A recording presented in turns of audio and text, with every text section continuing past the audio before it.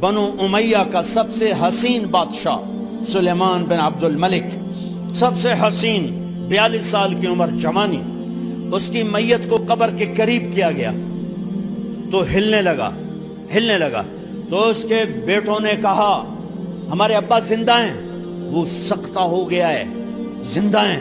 عمر بن عبدالعزیز رضی اللہ رحمت اللہ علیہ فرمانے لگے ارے بھتیجو زندہ نہیں ہے، قبر کا عذاب جلدی شروع ہو گیا ہے، بل عجل اللہ بالعقوبہ، چھپاؤ، جلدی چھپاؤ۔ عمر بن عبدالعزیز جس تخت پر بیٹھے اس پر سلیمان تھا، اس پر ولید تھا، اس پر عبد الملک تھا، ان تینوں نے اپنے من کو راضی کیا، عمر بن عبدالعزیز نے اپنے رب کو راضی کیا۔ جب عمر بن عبدالعزیز کا وقت آیا مرنے کا تو انہوں نے بلایا رجا بن حیوہ سے، فرمایا کہ میں نے عبد الملک بن مروان، چاچا بھی تھے سسر بھی تھے، ان کی بیٹی فاطمہ سے شادی ہوئی تھی، میں نے اس کو قبر میں اتارا، کفن کی گرہ کھول کے دیکھا تو اس کا چہرہ قبلے سے ہٹ چکا تھا، رنگ کالا سیاہ پڑ چکا تھا۔ عبد الملک بن مروان گورا چٹا تھا، یہ جگہ سرخ تھی، کالا۔ پھر میں نے ولید کو قبر میں اتارا، اس کا بیٹا 10 سال حکومت کی، اس نے 21 سال حکومت کی، اس نے 10 سال کی، ولید بن عبد الملک۔ میں نے اس کے کفن کی گرہ کو کھول کے دیکھا تو اس کا رنگ سیاہ ہو چکا تھا اور قبلہ کی طرف سے چہرہ پھر چکا تھا۔ پھر اس سلیمان کا واقعہ تو ابھی سنایا، پھر اس سلیمان کو قبر میں اتارا اور اس کے کفن کی گرہ کو کھول کے دیکھا تو اس کا چہرہ قبلے سے ہٹ چکا تھا۔ اب میں جا رہا ہوں، مجھے دیکھنا۔ پہلے تینوں نے حکومت کی پوجا کی اور عمر بن عبدالعزیز نے اپنے اللہ کی پوجا کی۔ انہوں نے ایک بڑا عجیب خطبہ دیا جب خلیفہ بنے، اے لوگو، بچپن میں شعر و شاعری کا شوق تھا تو میں شاعر بنا، تھوڑا سا اٹھان ہوئی تو علم کا شوق لگا، میں نے علم حاصل کیا، جوان ہوا تو فاطمہ بنت عبد الملک سے عشق ہوا، میں نے اس سے شادی کی، اب اللہ نے مجھے حکومت دے دی ہے، اب تم دیکھو کہ میں اس سے اپنے اللہ کو راضی کروں گا۔ ہمارے حکمران تو ووٹ سے آتے ہیں اور چلے جاتے ہیں 4-5 سال کے بعد، ان کی وراثت میں حکومت آ رہی ہے اور 3 بر اعظم پر حکومت ہے، اور ایسا روب و دبدبہ ہے بنو امیہ کا، کوئی ان کے سامنے سر نہیں اٹھا سکتا۔ 3 بر اعظم میں زکوٰۃ لینے والا کوئی نہ بچا، 3 بر اعظم میں سوال کرنے والا کوئی نہ بچا، 3 بر اعظم میں ظالم کوئی نہ بچا، 3 بر اعظم میں مظلوم کوئی نہ بچا۔ لیکن خود کیسا رہا؟ گھر آئے، فاطمہ بڑے اچھے دن گزرے ہیں، اب امتحان ہے، میں تیرا حق نہیں ادا کر سکوں گا، طلاق لینی ہے میں حاضر ہوں، ساتھ دینا ہے تو میرے اپنے حق معاف کرو، اپنے حق معاف کرو۔ فاطمہ جیسی عورت انسانی تاریخ میں کوئی نہیں آئی، سیاسی لحاظ سے، سیاسی۔ دادا مروان بادشاہ، باپ عبد الملک بادشاہ، بھائی ولید بادشاہ، دوسرا بھائی سلیمان بادشاہ، تیسرا بھائی ہشام بادشاہ، چوتھا بھائی بادشاہ اور اپنا خامن بادشاہ، 7 نسبتوں سے یہ عورت شہزادی ہے۔ کائنات انسانی تاریخ میں اتنی بڑی عورت کوئی نہیں آئی، سیاسی۔ فاطمہ کہنے لگیں عمر، میں نے سکھ کے دن تیرے ساتھ گزارے ہیں، دکھ میں تجھے چھوڑ کے نہیں جاؤں گی، جو میں نے اپنے سارے حق معاف کیے۔ پھر حضرت عمر بن عبدالعزیز کی راتیں اور دن کیسے گزرے؟ مصلے پہ بیٹھتے اور روتے وہیں سو جاتے اور روتے وہیں سے اٹھتے، پر 3 بر اعظم میں ظالم کوئی نہ بچا، مظلوم کوئی نہ بچا، زکوٰۃ لینے والا کوئی نہ بچا، اپنی حکومت کو اللہ کی رضا کے لیے استعمال کیا۔ کیسے استعمال کیا؟ سارے مال فاطمہ کا سارا زیور بیت المال میں ڈال دیا،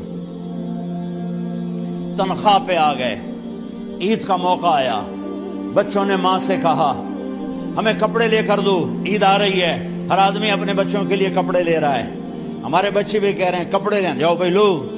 فاطمہ کے پاس عمر 3 بر اعظم کے بادشاہ کے بچے آ رہے ہیں، ماں جی عید آ رہی، کپڑے تو لے دیں، ابا سے کہیں کہ ابا سے بات کرتی ہوں۔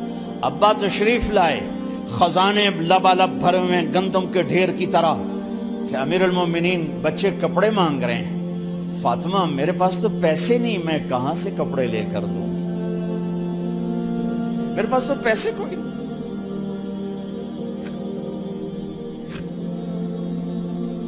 حضرت فاطمہ نے کہا پھر بچوں کا کیا کروں؟ کہا پھر مجھے بھی نہیں پتا کیا کروں۔ اس کے پہلے 3 حکمرانوں نے لوٹ مار کے بازار گرم کیے، ظلم و ستم کے پہاڑ توڑے، اور آج اسی خزانے پہ ایک شخص بیٹھا ہے جو اللہ کو راضی کرنے کے جھنڈے گاڑ رہا ہے۔ تو فاطمہ نے کہا آپ ایسا کریں، اگلے مہینے کی تنخواہ ایڈوانس لے لیں، اس سے میں اپنے بچوں کو کپڑے لے دیتی ہوں، اور گھر کا خرچہ میں مزدوری کر کے گھر کی روٹی چلا دوں گی۔ ارے اپنی تاریخ پڑھو، صرف ڈرامے ہی نہ دیکھتے رہ جاؤ، صرف گانے ہی نہ سنتے رہ جاؤ، اور بھی دکھ ہیں زمانے میں محبت کے سوا۔ انہوں نے اپنے بلایا وزیر خزانہ مزاحم، اپنا ہی غلام، ہاں بھائی مزاحم، ہمیں بچوں کے کپڑے چاہیے، تو اگلے مہینے کی تنخواہ ایڈوانس مل جائے۔ وہ کہنے لگے امیر المومنین آپ مجھے لکھ کر دے دیں کہ آپ 1 مہینہ زندہ رہیں گے، میں آپ کو تنخواہ دے دیتا ہوں۔ عمر بن عبدالعزیز سر جھکایا، اٹھے، گھر گئے، فاطمہ میرے بچوں سے کہہ دو کہ تمہارا باپ کپڑے لے کے نہیں دے سکتا۔ اپنی تاریخ تو دیکھو۔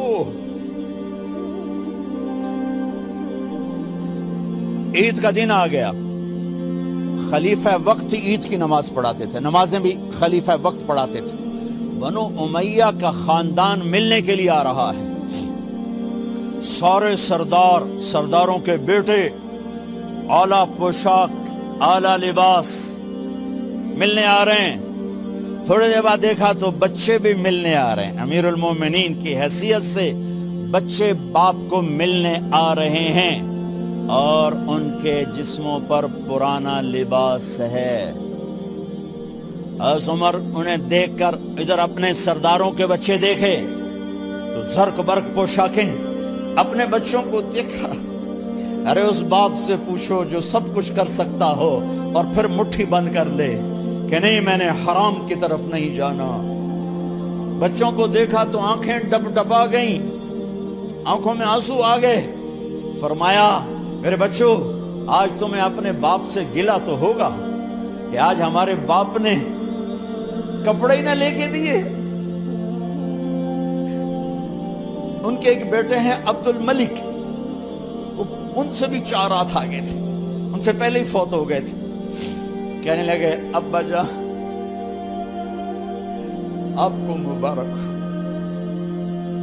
آج ہمارا سر بلند ہے، ہم شرمندہ نہیں ہیں، آپ کو مبارک ہو، آپ نے قومی خزانے میں بددیانتی نہیں کی ہے،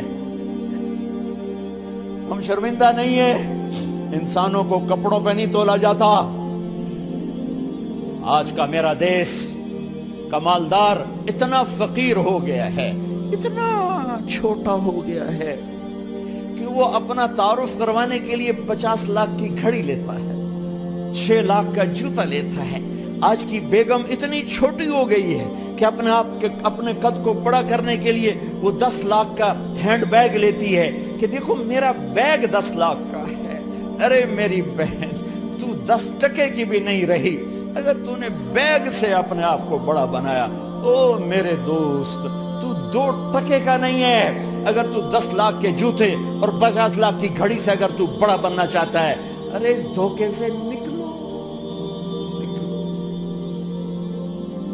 برینڈڈ کہاں جا رہے ہو؟ جب تم اپنی ذات میں بے قیمت ہو تو رب ذوالجلال کی قسم تمہاری گھڑیاں، تمہارے بیگ، تمہاری گاڑیاں، تمہارے بنگلے تمہاری عزت کو بڑھا نہیں سکتے۔ ابا جان آج ہم خوشی سے بلند ہیں کہ ہمارے باپ نے بددیانتی نہیں کی۔ گھر میں تشریف لائے، کہنے لگے فاطمہ کچھ پیسے ہیں، میرا انگور کھانے کو جی چاہ رہا۔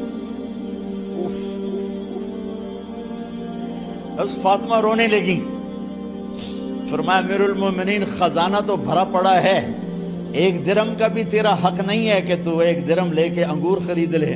تو تڑپ اٹھے، فاطمہ میں جہنم نہیں برداشت کر سکتا۔ او میرے بھائیو، جو دن رات سود میں پھنس چکے ہو، جو دن رات جوے شراب میں پھنس چکے ہو، کیسے اللہ کے سامنے سرخرو ہو کر کھڑے ہو گئے؟ ایک رات گھر میں تشریف لائے، بچیاں بیٹیاں، منہ پہ ہاتھ، کپڑا رکھو، دوپٹہ رکھو منہ پہ، اور بات کریں۔ آپ نے پوچھا ارے کیا ہوا تمہیں، یہ منہ پہ کپڑا کیوں رکھتی ہو؟ تو خاموش ہو گئی، لیکن گھر کی خادمہ رو پڑی، کہا امیر المومنین آج آپ کی بیٹیوں نے کچا پیاز توڑ کے اس سے روٹی کھائی، سالن کھائی، اور میرے آج کا تاجر کہتا ہے جھوٹ نہ بولوں تو کاروبار کیسے، میرا افسر کہتا ہے رشوت نہ لوں تو گزارا کیسے کروں۔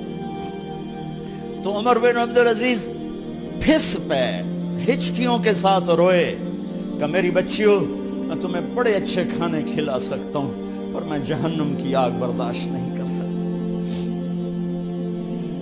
بھائیو، اس بندے نے اپنے آپ کو ذبح کر دی، اللہ کو راضی کرنے کے لیے ذبح کر دی، اپنے ذات کو، اپنے جذبات کو، اپنے احساسات کو۔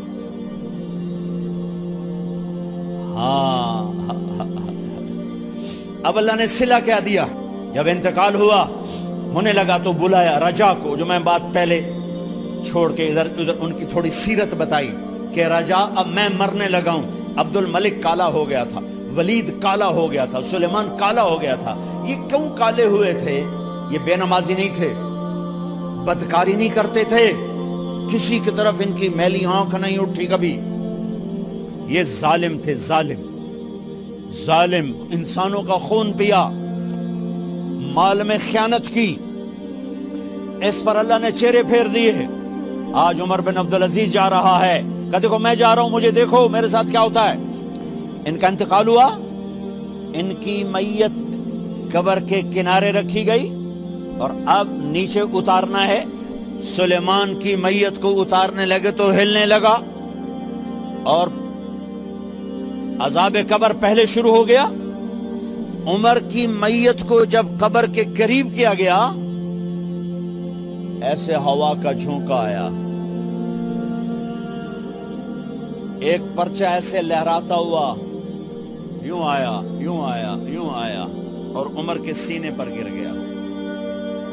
لوگ کٹھے ہو گئے، پرچے کو کھول کے دیکھا گیا تو اس پہ لکھا تھا بسم اللہ الرحمن الرحیم، براءۃ من اللہ لعمر بن عبد العزیز من النار۔ یہ پروانہ ہے اللہ کی طرف سے اس کے بندے عمر کے لیے کہ اسے جہنم سے نجات کی خوشخبری سنا دی جائے۔ آہا، مرنا ہو تو یوں مرو، اللہ ایسی موت دے دے۔ کہتے ہیں پھر میں نے ان کو قبر میں اتارا، جب قبر میں اتارا تو کیا دیکھا؟ میں نے کفن کی گرہ کھولی تو چہرہ قبلے کی طرف، اور یوں لگا جیسے 14ویں رات کا چاند قبر میں اتر آیا ہو۔ اور آخری بات کرتا ہوں، میرے بھائیوں بہنوں، اپنے اللہ سے صلح کر لو، اپنے اللہ سے صلح کر لو۔